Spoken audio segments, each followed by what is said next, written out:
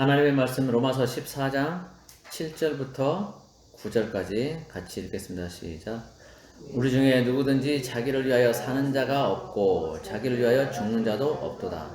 우리가 살아도 주를 위하여 살고 죽어도 주를 위하여 죽나니 그러므로 사나 죽으나 우리가 주의 것이로다. 이를 위하여 그리스도께서 죽었다가 다시 살아나셨으니 곧 죽은 자와 산 자의 주가 되려 하심이라. 아멘. 오늘 말씀은 사나 죽으나 라는 제목을 보겠습니다. 그런 찬양도 있죠. 사나 죽으나. 어느 교회에 돈 많은 장로님이 계셨습니다. 근데 그 장로님이 헌금에는 굉장히 인색한 분이었어요. 그런데 이제 교회가 건축을 하게 되었습니다. 그런데 이 돈 많은 장로님이 헌금을 하지 않고 그냥 모른 채 하고 있었어요. 그러다가 그 장로님이 어느 날 이제 병원에 입원을 하게 됐습니다. 그리고 이제 의사가 회진을 하는데 마침 그때 그 목사님이 이제 병원에 신방을 가게 됐습니다. 목사님 신방 갈 때 회진을 하는 그런 타이밍이었죠. 그 원장님이 이제 그 장로님을 이제 보면서 이렇게 배도 두드려 보고 눈도 이렇게 가보고 또 이제 회진하면서 하는 그런 여러 가지 이제 진료들 하죠. 그러다 갑자기 간호사에게 간호사 얼른 가서 장의사 데리고 와 그렇게 얘기하는 거예요. 빨리 장의사 불러와. 그러니까 그게 지금 어떤 시점이냐면 장로님을 이렇게 진료하면서 그런 얘기를 하는 거예요. 그러니까 이 장로님이 생각할 때 장의사를 불러오라고 하니까 자기가 굉장히 심각한 병인 줄 알았어요. 그래서 내가 바로 죽는가 보다 라고 생각을 하고 옆에 있는 목사님한테 목사님 펜과 종이 좀 주십시오. 제가 마지막으로 죽기 전에 헌금을 좀 해야 되겠습니다 라고 하고, 그래서 목사님이 펜과 종이를 주니까 거기에다가 건축 헌금으로 2억 원을 내겠습니다 라고 그렇게 적었어요. 그 목사님이 이제 받았죠. 이렇게 해서 이제 다 적고 목사님이 그 헌금 작정한 그 종이를 받았는데, 그 다음에 간호사가 어떤 젊은 의사하고 같이 들어오는 거예요. 근데 원장님이 이제 그 의사를 보면서 어이 장의사 어제 차트를 왜 기록 안 했어? 이렇게 얘기하는 거예요. 그러니까 그 말을 듣고 이제 이 장의사라는 게 장씨 의사를 얘기한 거라는 걸 알았죠. 이제 그 장로님이 알았어요. 그러니까 장로님이 갑자기 이제 그 헌금하기로 한 게 아까운 거예요. 2억 원. 2억 원이 작은 돈 아니잖아요. 그래서 옆에 있는 목사님한테 목사님 아까 제가 헌금 작정한 거에서 공 2개만 빼주세요. 그렇게 목사님 생각할 때 공 2개를 빼면 200만 원밖에 안 되죠. 아니 2억 원에서 200만 원밖에 그 헌금을 안 하신다는 얘기니까 그 조금 이제 그렇잖아요. 그렇게 얘기했는데 장로님이 하는 얘기가 다른 성도님들도 헌금할 수 있게 제가 기회를 주려고 합니다. 그렇게 얘기하는 거예요. 자, 그러니까 그 장로님은 자기가 다른 성도들 위해서 헌금할 기회를 주고 자기는 양보하겠다 이제 그런 얘기죠. 이런 얘기를 한 번쯤 아마 들어보셨을 거예요. 이거는 그냥 지어낸 얘기죠. 의사들끼리 뭐 장사 무슨 의사 안 의사 이렇게 얘기 안 하죠. 무슨 선생, 장 선생, 김 선생 이런 식으로 이제 얘기하고 간호사를 또 그렇게 얘기를 하는데, 어쨌든 이런 이야기는 우리가 한 번쯤 들어봤을 법한 그런 얘기입니다. 근데 이 장로님은 자신이 죽게 되었으니까 그동안 자신이 하나님 앞에 구두쇠 노릇을 한 것을 회개하면서 마지막에라도 충성을 이제 하려는 그런 마음이었을 겁니다. 그런데 자기가 살게 되었다라고 죽는 병이 아니라는 걸 알게 되니까 이제 그 욕심이 올라온 거죠. 그리고 헌금한 것이 아깝게 느껴지는 거예요. 이 장로님은 뭘 놓치고 있는 걸까요? 교회는 다니고 장로는 되었는데 그 안에는 예수가 없는 거예요. 그 안에는 돈이 있는 겁니다. 그 만물의 주인이 하나님이라는 것을 깨닫지 못하고 있는 거예요. 교회는 다녔는데. 한마디로 세상적인 그리스도인인 겁니다. 생명의 주관자도 하나님이시고 돈의 주관자도 하나님이시라는 것을 잊었거나 아니면 애써 외면하고 있는 겁니다. 마치 자기 자신이 인생의 주인공인 양 그렇게 살고 있는 거죠. 하나님에 대한 관심보다는 세상의 것에 대한 그런 관심으로 가득 차 있는 겁니다. 이 세상의 주인은 하나님이십니다. 하나님이 모든 만물을 창조하셨고 지금도 돌보고 계세요. 그리고 모든 만물은 하나님의 영광을 드러내며 하나님을 찬양하고 있습니다. 로마서 1장 20절 보면 이렇게 말씀하고 있어요. 로마서 1장 20절. 창세로부터 그의 보이지 아니하는 것들 곧 그의 영원하신 능력과 신성이 그가 만드신 만물에 분명히 보여 알려졌나니 그러므로 그들이 핑계하지 못할지니라. 하나님 만드신 만물 중에서 하나님의 영광을 드러내지 않는 것은 단 하나도 없습니다. 하나님의 영원하신 능력과 신성이 하나님이 만드신 만물에 분명하게 보여 알려졌다라고 그렇게 말씀하고 있어요. 우리가 보지 못하고 듣지 못할 뿐이지 모든 만물은 지금도 소리쳐서 하나님을 찬양하고 있습니다. 누가복음 19장 40절에 보면 이렇게 말씀하고 있습니다. 대답하여 이르시되 내가 너에게 말하노니 만일 이 사람들이 침묵하면 돌들이 소리 지르리라 하시니라. 돌들이 소리친다는 얘기예요. 우리들이 이 땅의 주인이고 모든 만물의 주인이라고 착각하면서 삽니다. 세상이 그렇게 가르쳐 왔고 우리는 그렇게 교육을 받아왔기 때문에 그렇습니다. 그래서 우리는 스스로를 만물의 영장이라고 말하면서 무척이나 자랑스러워합니다. 세상의 모든 만물이 사람을 위해서 존재한다라고 그렇게 말하고 생각합니다. 그러나 성경은 그와는 전혀 다르게 말하고 있습니다. 골로새서 1장 16절에서 이렇게 말씀합니다. 만물이 그에게서 창조되되, 그라는 것은 하나님을 말합니다. 만물이 그에게서 창조되되 하늘과 땅에서 보이는 것들과 보이지 않는 것들과 혹은 왕권들이나 주권들이나 통치자들이나 권세자들이나 만물이 다 그로 말미암고 그를 위하여 창조되었고. 자, 모든 것들이 하나님을 위하여 창조되었다는 거예요. 하나님이 창조하셨고 하나님을 위하여 창조되었다라고 말하고 있어요. 즉 만물이 사람을 위하여 창조된 것이 아니라 하나님을 위하여 창조되었다는 겁니다. 그도 그럴 것이 누군가가 무엇을 만든다면 만들어진 그 대상은 만든 그 누군가를 위하여 만들어진 것입니다. 내가 옷을 만들든 자전거를 만들든 그것은 나를 위한 것이지 옷이나 자전거를 위한 것이 아닌 겁니다. 마찬가지로 하나님이 모든 만물을 만드셨다는 것은 모든 만물이 하나님을 위해 존재한다는 것을 의미합니다. 우리가 주인공이 아닌 것이죠. 해와 달과 별들, 하늘과 땅, 산과 나무와 물과 온갖 동식물이 다 하나님을 위해 존재하는 것입니다. 물론 창세기 1장을 보면 이 땅의 모든 만물을 만드시고 마지막에 사람을 만드신 그 이야기가 나옵니다. 거기에서 하나님은 사람을 하여금 모든 만물을 다스리고 통치하도록 모든 권한을 위임하셨습니다.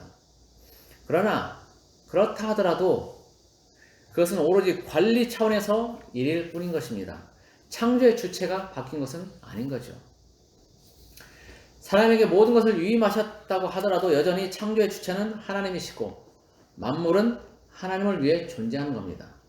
그래서 오늘 본문 8절에서는 우리가 사나 죽으나 주의 것이라고 말하고 있습니다. 다 같이 8절을 같이 읽어보겠습니다. 시작. 우리가 살아도 주를 위하여 살고 죽어도 주를 위하여 죽나니 그러므로 사나 죽으나 우리가 주의 것이로다. 아멘. 이렇게 말하면 왜 자신이 하나님을 위해 존재해야 하냐고, 왜 하나님을 위해 살아야 하냐고 말하는 사람이 있을 수도 있습니다.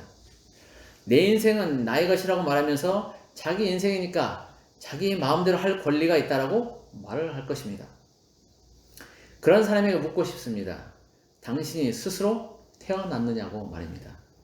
당신은 혼자임으로 존재하냐고 말입니다. 우리는 아무도 하나님처럼 스스로 존재할 수 없습니다. 아담과 하와는 직접 하나님 만드셨고 또 그 외에는 모두가 하나님이 부모를 통해서 생명을 주었기 때문에 존재하는 것입니다. 그러니 내 인생은 나의 것이라고 말하는 것은 옳지 않고 성립되지 않습니다. 물론 자기 인생을 방치하지 않고 개척해서 살아야 하는 것은 맞습니다. 그러나 자전거 바퀴가 굴러간다고 해서 자전거가 그 자체가 주인공이 될 수는 없습니다. 그 자전거를 타는 사람이 주체인 것처럼 내가 내 의지를 가지고 인생을 살지라도 그것은 결코 내 인생은 아닌 것입니다. 하나님 없는 인생은 존재할 수 없습니다. 존재 자체가 절대로 불가능합니다. 왜냐하면 하나님이 생명 그 자체이고 우리는 그 생명을 나누어 받은 자들이기 때문에 그렇습니다. 발전소가 있어야 전기가 생산되고 그것을 이용할 수 있는 것과 마찬가지입니다. 발전소가 없는데 어떻게 전기가 존재할 수 있겠습니까? 그처럼 하나님이 생명 그 자체이시기 때문에 존재하는 모든 것들은 하나님과 연결되어 있고 하나님을 외면하고는 존재 자체가 불가능한 것입니다. 지금이라도 하나님이 그 어떤 생명을 붙들지 않고 놓아버리신다면 그 생명은 그 순간 사라지게 되어 있습니다. 그런데 왜 하나님은 만물을 붙드시고 만물을 만드시고 또 사람도 만드셨을까요? 전능하신 분이고 무엇 하나 부족하지 않은 분이 무엇이 부족해서 무엇이 아쉬워서 굳이 만물과 사람을 만드셨을까요? 잠언 14장 28절에서는 이렇게 말씀하고 있어요. 잠언 14장 28절. 백성이 많은 것은 왕의 영광이요 백성이 적은 것은 주권자의 패망이니라. 왕이 있는데 왕만 있고 백성이 없다면 왕의 존재 의미가 있을까요? 백성들이 존재하기 때문에 왕도 존재 의미를 가지는 것입니다. 사실 하나님은 하나님이시지만 만약에 하나님만 존재하고 다른 아무것도 존재하지 않는다면 누가 하나님을 알아주겠습니까? 누가 하나님을 찬양하겠습니까? 하나님은 하나님을 알아줄 존재가 필요했던 것입니다. 하나님을 하나님으로 인정하고 존경하고 찬양하며 함께 할 수 있는 그런 존재가 필요했던 것입니다. 다른 말로 하면 하나님은 외로우셨던 겁니다. 그래서 함께 할 존재가 필요했던 겁니다. 이사야 43장 7절에 이렇게 말씀합니다. 내 이름으로 불려지는 모든 자, 곧 내가 내 영광을 위하여 창조한 자를 오게 하라. 그를 내가 지었고 그를 내가 만들었느니라. 우리는 아무도 하나님이 외로우실 것이라고는 생각하지 않습니다. 어떻게 하나님이 외로우실 수 있냐라고 생각을 합니다. 그러나 하나님도 우리와 똑같은 감정을 가지신 분이라는 것을 알아야 합니다. 하나님도 기쁜 일 있으면 즐거워하시고 슬픈 일 있으면 슬퍼하며 고민하십니다. 하나님은 목석이 아니라는 거예요. 창세기 1장에 보면 하나님은 만물을 만드시고 하나하나 만드실 때마다 좋아하셨다라고 기뻐하셨다라고 그렇게 되어 있어요. 창세기 1장 31절을 보면 하나님이 지으신 그 모든 것을 보시니 보시기에 심히 좋았더라. 또한 창세기 6장을 보면 하나님이 한탄하시고 근심하시는 이야기가 나옵니다. 창세기 6장 5절에 이렇게 말씀하세요. 6장 5절 6절에 여호와께서 사람의 죄악이 세상에 가득함과 그의 마음으로 생각하는 모든 계획이 항상 악할 뿐임을 보시고 땅 위에 사람을 지으셨음을 한탄하사 마음에 근심하시고. 자, 그 외에도 이스라엘 백성들이 출애굽할 당시를 보면 하나님은 우상 숭배하는 이스라엘 백성 때문에 분노하시는 모습도 보여주시고 또한 오래 참으시고 멸하시기로 하신 뜻을 돌이키기도 하시는 것들을 볼 수 있습니다. 성경 전체를 보면 하나님은 아무 감정이 없는 목석이 아님을 알 수 있습니다. 우리가 하나님을 닮았고 우리가 여러 가지 감정을 느끼고 외로움도 느낀다면 그렇다면 하나님도 충분히 외로우셨을 수 있습니다. 그래서 하나님은 하나님을 닮은 존재를 많이 두시기를 원하셨고 아담과 하와를 통해서 그 일을 이루고자 하셨습니다. 많은 백성이 있으므로 왕이 영광스럽게 되고 그 의미가 있으며 또 자식이 있으므로 부모의 영광과 기쁨이 있는 것처럼 하나님도 그 백성, 그 자녀들을 두심으로 영광을 얻고 싶어 하셨습니다. 하나님은 하나님이 창조한 자들이 하나님을 알아주고 하나님과 함께 하기를 원하셨습니다. 도란도란 이야기도 하고 같이 산책도 하고 또 모든 기쁨과 즐거움을 함께 하기를 원하셨습니다. 그게 하나님의 마음이에요. 창세기 3장 8절에 보면 하나님이 에덴 동산에서 거니시는 모습을 볼 수 있습니다. 하나님은 평소에도 에덴 동산에서 아담과 하와와 함께 거니시면서 산책을 즐기셨던 것을 알 수 있습니다. 비록 아담과 하와가 범죄했지만 하나님은 여전히 그들과 함께 하시면서 이야기를 나누고 싶어 하셨던 것입니다. 그런데 아담과 하와는 하나님의 말씀을 어기고 범죄하게 되자 두려워하여서 하나님을 피하여 숨게 되었습니다. 하나님은 함께 하고자, 아담과 하와와 함께 하고자 하시는데 하나님을 피하여 숨고 도망하는 아담과 하와를 보시는 하나님의 마음은 어떠하셨을까요? 아마 많이 슬퍼하시고 아파하셨을 겁니다. 아담과 하와가 하나님의 마음을 몰라주는 것 때문에 많이 서운해하셨을 겁니다. 사람도 평소 함께 친하게 잘 지내던 사람이 어느 날 그 사람을 피하고 안 만나려 한다면 무척 슬퍼하고 괴로워할 것입니다. 그렇듯이 하나님도 아담과 하와가 어느 날 갑자기 하나님을 피하고 멀리했을 때, 도망갔을 때 그렇게 슬퍼하고 아파하셨을 겁니다. 하나님은 하나님의 마음을 알아주는 자녀를 원하십니다.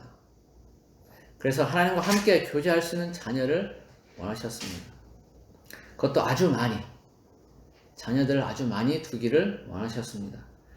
그래서 하나님은 예수 그리스도를 이 땅에 보내셔서 우리네 사람들을 죄에서 구원하신 겁니다. 죄가 있으면 거룩하신 하나님과 함께 할 수 없기 때문에 사람들을 죄에서 자유하게 하시고 하나님의 자녀로 그렇게 삼아주신 겁니다. 그렇게 많이 하나님의 자녀들을 삼고 싶어 하셨어요. 하나님은 그렇게 우리를 자녀로 삼아주시고 우리와 함께 이야기를 나누기를 원하셨습니다. 우리가 하나님께 말을 걸어주기를 원하신 겁니다. 어린아이가 앙증맞은 조그만 입으로 엄마 아빠를 부르면서 엄마 아빠에게 안길 때 부모의 가슴은 알 수 없는 기쁨, 환희로 가득 찹니다. 그렇게 좋을 수가 없죠. 그러면 어떻게 해야 우리가 하나님께 말을 걸 수 있을까요? 그것은 특별한 방법이 필요한 것이 아닙니다. 우리가 지금 하고 있는 것들을 그대로 하면 됩니다. 구체적으로 하면 기도와 찬양이 되겠죠. 기도는 하나님과의 대화입니다. 일정 시간을 정해놓고 특별한 시간을 가지는 것도 필요하지만 일상에서 일어나는 모든 일들을 가지고 대화하는 것이 보다 더 좋습니다.